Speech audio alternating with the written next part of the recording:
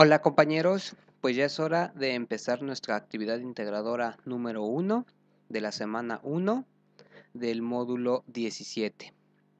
Yo soy Jorge Alonso y es un gusto estar otra vez con ustedes. Ya llevaba bastante tiempo de no hacer videos. Pues empecemos. Esta actividad se llama determinísticos o aleatorios. Entonces, en esta actividad nos dicen que previamente debemos de tener vistos ya los temas de la unidad 1, que son estadística, principales iniciadores de la estadística, principios básicos de la estadística y para saber más. Bueno, eso ya yo creo que nos corresponde a cada quien haber revisado esa parte. Como siempre, y lo digo en verdad, como siempre, la actividad está muy sencilla. Entonces, el primer paso nos dicen qué hacer. Y dice, el primer ejercicio que anotará, en el primer ejercicio anotarás en una tabla 6 intentos en los que lanzarás un dado. Entonces, vean, aquí está la tabla. Y básicamente lo que tenemos que hacer es agarrar un dado, lanzarlo 6 veces y anotar, bueno, ir haciéndolo por pasos. Primero, decir, a ver, ¿qué número creo que va a caer? Entonces eso pues ya lo voy a hacer solamente como para no dejarlo, pero en verdad que está muy fácil. Entonces vamos a ver, supongamos que en el primer tiro, en el segundo tiro, en el tercer tiro, en el cuarto tiro, en el quinto tiro y en el sexto tiro. Entonces yo pienso que en el primer tiro va a caer un 3, que es el número que debo de poner acá. Lo que tengo que hacer ahorita es agarrar en realidad un dado y lanzarlo. Otra cosa que podría hacer es inventar el resultado y nadie se va a dar cuenta, ¿verdad? Pero creo que aunque no tengamos un dado a la mano, que puede ser lo más común para casi cualquiera de nosotros, sí tenemos una computadora con internet a la mano. Y como siempre les he dicho, en internet está todo.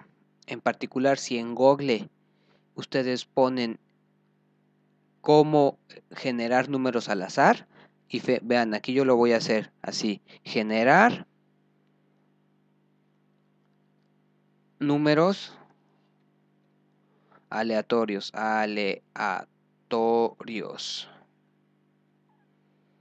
Entonces, uno le pica y aquí hay varias opciones de cómo generar números aleatorios. Una de ellas es la que yo ya elegí. Aquí no es nada difícil usarlo. De hecho, aquí está. Como el usar un dado es algo que se utiliza mucho en esto de probabilidad, ya aquí está el simulador de un dado. Entonces lo único que yo tengo que hacer es picarle aquí y cada vez que yo le pique aquí me va a generar un número entre el 1 y el 6 de manera aleatoria, es decir, como si en realidad estuviera tirando el dado. Entonces pues ya, yo dije, a ver, en el primer intento va a caer 3. Le voy a picar para hacerlo bien. Le pico ahorita y salió un 2. Le digo, bueno, no la tiene, cayó un 2. En el segundo intento, ¿qué creo que va a caer? Pues no sé, yo creo que va a caer un 4 porque ya cayó 2. Pues lo que tengo que hacer es picarle otra vez y cayó un 3. Bueno, en el siguiente ya cayó un 2, ya cayó un 3, no sé, ahora pienso que puede caer un 5 porque no ha caído. Generar cayó 4. Híjole, no le he atinado a ninguno. No sé, ahora pienso que puede caer. Como ya cayeron todos estos, no sé. Creo que la mayoría de la gente nos inclinamos a pensar que los que no han caído son los que pueden caer, cosa que es incorrecta. Porque todos los números siempre pueden caer con la misma probabilidad. Bueno, pero no sé, 6. Que caiga ahora un 6. Le pico. Cayó un 4, no le he atinado a ninguno. Ahora pienso que puede caer, no sé, otra vez un 6. Le picamos, cayó un 5 y no sé, otra vez que caiga un 6. Y ahora cayó un 1. Entonces, en mi caso no le atina a ninguno. Pero el punto de todo esto, pues es que acabamos de llenar esta tabla. Lo que tendríamos que hacer es repetir lo mismo y poner esos resultados aquí. Bueno, de esta parte lo único en lo que yo les podría ayudar es que les aconsejo que no inventen los resultados, sino que busquen un generador de números al azar o lo hagan con un dado, o sea que sí lo hagan como de manera honesta, digámoslo así. Ahora, la otra parte de la actividad consiste en responder las siguientes preguntas. Para eso, como bien decía, al inicio de la actividad debemos de haber revisado los temas y en particular debemos de saber qué significa que un evento sea aleatorio o que sea determinístico. Para eso a mí me gusta más bien tomar los documentos en extenso, porque en los documentos en extenso están todo el material junto, como un PDF. Entonces, en el tercer tema de la unidad 1, precisamente viene el tema de tipos de eventos determinísticos o aleatorios, y pues ya es cosa de que nosotros nos pongamos a leer aquí un poquito y ya podemos contestar. Pero básicamente, un evento determinístico es aquel evento que, como su nombre lo indica, está determinado. Y quiero que aquí sí pongamos atención. El que esté determinado significa que si yo conozco cómo funciona ese evento, puedo saber qué resultado va a tener el evento. Muchas veces una persona o alguna persona podría creer que un evento no es determinístico, pero más bien lo que pasa es que esa persona no sabe cómo funciona ese evento o ese fenómeno.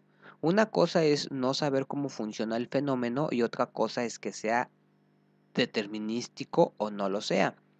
Hay procesos que son bastante complejos, pero aún así son determinísticos, es decir, aún así uno, si conoce con exactitud su funcionamiento, podría saber el resultado.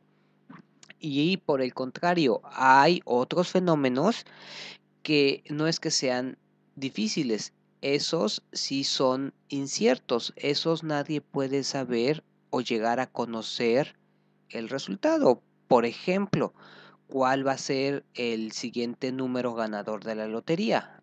Ese resultado, no, por más que uno sea inteligente, eh, nunca va a poder saber el resultado. Ese fenómeno, el del número ganador de la lotería, sí es un fenómeno aleatorio. Aleatorio significa del azar, que no se puede conocer el resultado.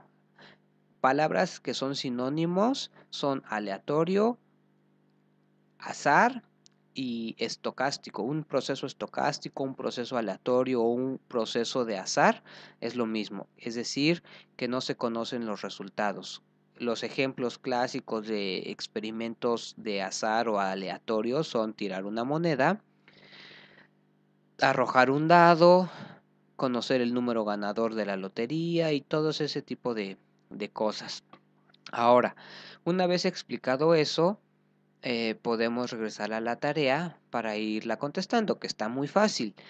Eh, Después de realizar la actividad de haber lanzado el dado 6 veces, responde lo siguiente. Se trata de un evento aleatorio o determinístico. ¿Por qué? Bueno, se trata de un evento, en este caso aleatorio, porque el lanzar un dado en teoría es aleatorio, es decir, no podríamos saber cuál es el resultado y así tenemos que pensarlo como un fenómeno o un experimento de azar o aleatorio. ¿Por qué? Pues por lo que hemos dicho.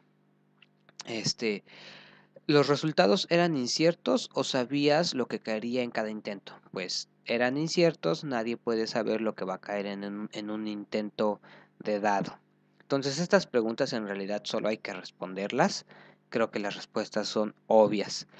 Ahora, para calcular, fíjense, y esta es la parte que a mí más me interesa de esta actividad. Para calcular la probabilidad de que 2 de 6 intentos caigan impares, en una siguiente tanda o en una siguiente vez que tú arrojes el dado 6 veces, ¿qué método utilizarías para realizar dicho cálculo? Y nos proponen el método de frecuencias relativas, el método clásico y el método de probabilidad subjetiva. Y nos piden que expliquemos con detalle. Entonces, aquí tenemos que saber qué es frecuencias relativas, qué es el método clásico y qué es el método de probabilidad subjetiva. Y lo mismo, hay que regresar al material en extenso. Y de hecho aquí enseguida explican eso. El método de frecuencias relativas consiste en que, por ejemplo, lanzar un dado o lanzar una moneda, pues no se sabe qué va a caer. Pero, por ejemplo, al lanzar una moneda, todo el mundo sabe que es igual de probable que caiga sol a que caiga águila. Al menos en teoría es igualmente de probable. Entonces hay 50% de probabilidad de que caiga sol y 50% de probabilidad de que caiga águila. Ahora, ¿qué pasa con, por ejemplo, el nacimiento de las personas? Es igualmente probable que nazca, que cuando nace un niño, sea hombre o sea niña, o sea niño o sea niña, pues algunos dirían que sí, pero otros dirían que no. Y si nos vamos a las estadísticas, ahorita en realidad no recuerdo muy bien, pero lo que quiero es que se entienda la idea. Es un poco, supongan que es un poco más probable, es decir, que de 100 niños que nacen, 52 son niñas y 48 son hombres, es decir, la probabilidad no sería 50-50, sería un poquito más para alguno de los dos. ¿Y cómo se llega a ese resultado? Pues midiendo durante muchos años cómo ha nacido o qué han sido los niños o niñas que han nacido. Entonces, a partir de todos esos datos, pues, se puede decir, pues en México la probabilidad cuando nace un niño es de 52% a que sea niña contra 48% a que sea niño. Ese tipo de cosas es el método de frecuencias relativas, es decir, la frecuencia relativa, por ejemplo, en este caso a México, de que en un experimento, en este caso nacer un niño, sea niño o niña. Básicamente eso es el método de frecuencias relativas. Y si ustedes leen el material en extenso, pues seguramente se enterarán de más detalles. El método clásico, que es el método que todo el tiempo vamos a utilizar en la escuela y por lo tanto yo creo que aquí, o sea, en prepa en línea, el método clásico es pensar que todas las opciones son igualmente probables. Es decir, por ejemplo, si en el caso de los nacimientos de niño o niña, si nosotros lo pensáramos como método clásico, tendríamos que decir que es 50% para cada uno. Pero ya en la realidad sabemos que no es así y lo acabo de explicar. Lo que sí podemos pensar, por ejemplo, como método clásico es la moneda o el dado. En la moneda, sol tiene 50% de probabilidad y águila tiene 50% de probabilidad. En un dado, el 1 tiene un sexto de probabilidad, el 2 un sexto y así con los demás números del 1 al 6 todos tienen un sexto. Método clásico significa que pensemos que todas las posibles opciones tienen exactamente la misma probabilidad de ocurrir. Y el método de probabilidad subjetiva, como su nombre lo indica, es subjetiva. ¿Eso qué quiere decir? Subjetivo tiene que ver con uno mismo, con lo que yo creo. Entonces aquí ponen el ejemplo de que una persona se quede atrapada en un elevador. Si yo me quedara atrapado en un elevador, ¿cuál es la probabilidad de que yo, o sea, perdón, si yo estuviera en un elevador, ¿cuál es la probabilidad de quedarme atrapado? Pues ahí no hay datos que me ayuden a saber más o menos cuál es esa probabilidad. Por ejemplo, en el caso de los nacimientos, pues sí hay datos para saber que cuál es más probable, pero en el caso del elevador y muchos otros, pues no habría datos a partir del cual apoyarse. Entonces, ¿en qué nos apoyamos? Pues en nuestra experiencia, y por eso se llama probabilidad subjetiva. Y si a mí me preguntan cuál es la probabilidad de que yo me quede atrapado en un elevador, diría pues 1 entre 1000, no sé, y ahí estaría utilizando un método de probabilidad subjetiva. Bueno, con esa pequeña explicación podemos regresar a la tarea, este, y decir, ¿en qué nos quedamos? Aquí. Tenemos que responder las preguntas. Eh, para calcular la probabilidad de que 2 de 6 intentos caigan impares en una siguiente tanda de 6, ¿qué método utilizarías? Pues el método clásico de probabilidad, porque es el método que es el método en el cual se asume o se piensa que todos los resultados tienen igual posibilidad o probabilidad de caer. En la siguiente parte dice, para el segundo ejercicio necesitarás la ayuda de una persona, familiar o amigo, que viva en otro lugar y que realice la misma observación que tú. Dice, en una tabla enlista 3 vías o 3 avenidas, 3 calles diferentes donde existan semáforos funcionando. Observa y anota qué color se prende después del rojo. Incluir en la misma hoja los resultados que obtuvo la otra persona que te ayudó. Entonces yo tengo que, esto en verdad yo no espero que nadie lo haga, no tiene sentido salir a hacerlo a la calle, si alguien lo quiere hacer pues hágalo, en verdad yo pienso que no tiene sentido y eso no quiere decir que sea flojo o algo así. Entonces solo supongamos, porque las respuestas son muy obvias. Si yo me pongo debajo de un semáforo, cuando se pone el color rojo el alto, ¿qué color va a salir después? Pues el verde, el siga. Y eso es aquí y en China, ¿no? ¿Y por qué? Pues porque el semáforo está programado así. Es un proceso determinístico. Yo puedo, está determinado el experimento, o sea, el semáforo está determinado por ciertos pasos. Primero ponerse verde, después ponerse amarillo, ámbar, y después ponerse rojo y después otra vez hacer lo mismo cada cierto tiempo, el cual también está programado o determinado. Entonces, y es obvio, ¿no? Que en la actividad el primer ejercicio fue de un evento aleatorio y este segundo ejercicio es de un evento determinístico. Entonces, se trata de nuevo, te preguntan, ¿se trata de nuevo de un evento aleatorio o determinístico? Pues es determinístico y justo acabo de explicar el por qué. Los resultados eran inciertos o sabías el color al que cambiaría el semáforo después del rojo. Pues después del rojo cambia a verde. ¿Por qué? Porque así está programado, porque después de que los autos estén detenidos tienen que avanzar. Entonces estos ejercicios sinceramente no les encuentro mucho el chiste. Creo que hay otra forma de entender lo que es aleatorio y lo que es determinístico más interesante que estos ejercicios, pero bueno.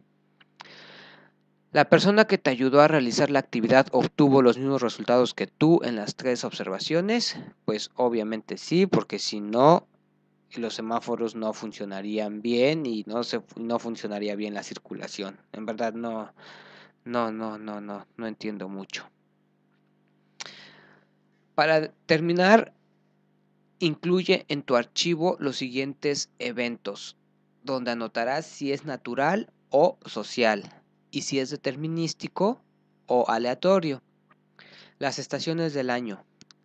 ¿Las estaciones del año son un evento natural o social? Pues yo diría claramente natural porque es algo que no depende del humano, depende de la naturaleza, de los movimientos de la Tierra alrededor del Sol sobre todo. Entonces es un evento natural.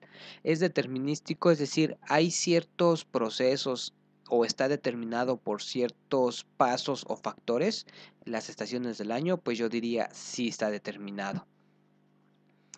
Entonces es un evento determinístico. El salario mínimo de un trabajador en tu estado es un proceso social, porque el salario mínimo lo fijan personas, humanos, y es determinístico porque hay ciertas reglas, está determinado por ciertos aspectos que me llevan a poder establecer cuánto va a ser el salario mínimo en un año específico. Un terremoto es aleatorio o es determinístico. Eso es lo interesante. Un terremoto claramente no es social, no interviene el hombre en un terremoto, es natural. Y la respuesta que uno tiene que dar aquí es que es aleatorio, porque uno no sabe dónde va a ocurrir ni cuándo. Pero es lo que yo les decía hace rato. Una cosa es que no sepamos entender las causas de los terremotos, que no lo podemos, o sea, una cosa es que no podamos determinarlo y otra cosa es que en verdad sea aleatorio o en verdad sea determinístico. De hecho, yo pensaría que muchas personas, muchos científicos, por decirlo así, están tratando de determinar cuándo va a temblar y en qué lugar, porque están convencidos de que es un proceso determinístico, solamente que el humano, la sociedad no ha sido capaz de encontrar esos factores que determinan los terremotos. Pero bueno, esa es otra historia. La respuesta aquí fácil, sencilla, es que es aleatorio, porque hasta el momento no se ha encontrado cuándo va a temblar ni dónde. Personas que se contagiarán de influenza la próxima temporada de invierno en tu ciudad. Pues es lo mismo. En principio es un evento aleatorio, pero yo creo que si nos pusiéramos a estudiar con microscopio, o sea, con mucho detalle, todas las causas que hacen que una persona se enferme, podríamos saber si esa persona se va a enfermar y podríamos saber, por lo tanto, el número exacto de personas que se van a enfermar, pero eso es extremadamente difícil. Entonces, la respuesta sencilla es que el número de personas que se van a enfermar es aleatorio, no se sabe con exactitud cuántas son. Y es un fenómeno, pues yo diría que aquí entre natural y social, porque afecta a personas, pero los mecanismos que hacen que las enfermedades se propaguen muchas veces son más, a mi parecer, de carácter natural, de contacto, no sé. Entonces yo le pondría entre social y natural. Los ciclos de la luna llena es un fenómeno natural porque ahí no interviene el hombre. Los ciclos de la luna llena están determinados por la forma en que la luna gira alrededor de la Tierra. Entonces, si hay reglas, sí se puede determinar cuándo es luna llena y cuándo no, y cuándo va a ser el ciclo. Entonces es determinístico, natural. Y lo mismo, ciudadanos que votarán por el partido en el gobierno en las próximas elecciones. Lo mismo, en principio es aleatorio, porque nadie sabe con exactitud. Que se podría saber, en teoría, eso es otra cosa, pero eso, para saber eso, tendríamos que suponer que si tú le preguntas a las personas te van a decir y que no te van a mentir y que todas van a ir a votar y, o sea, son muchas las variables que intervienen y como son tantas y son tan complejas, por eso a ese tipo de fenómenos se les piensa como aleatorios. Para poderlos estudiar, ese tipo de fenómenos como los terremotos, como cuántas personas se van a contagiar, como cuántos van a votar sí, cuántos van a salir a votar en las elecciones, como son tan complejos, tan difíciles de entender, en la práctica se les piensa como aleatorios, aunque estrictamente pueden no serlo, pero para poderlos estudiar se les piensa como aleatorios. Entonces, pues bueno, como ven, hasta aquí termina la actividad. En realidad, yo creo que esta actividad estuvo muy sencilla. Espero que les sea de ayuda la explicación que yo les di, porque muy bien podrían no hacerme caso, porque soy muy chorero, y solo responder con las respuestas sencillas y decir sí, no, no sé si me explico. Y otra cosa es un poco ponerle más idea y pues dar mejores respuestas y más argumentadas. Siempre las primeras tareas son muy sencillas, de casi no hay que hacer nada, y más bien ese plus lo pone uno. Bueno, pues hasta aquí le voy a dejar en esta actividad. Espero que les haya gustado, que les haya parecido interesante. Bueno, hasta luego y nos estamos viendo.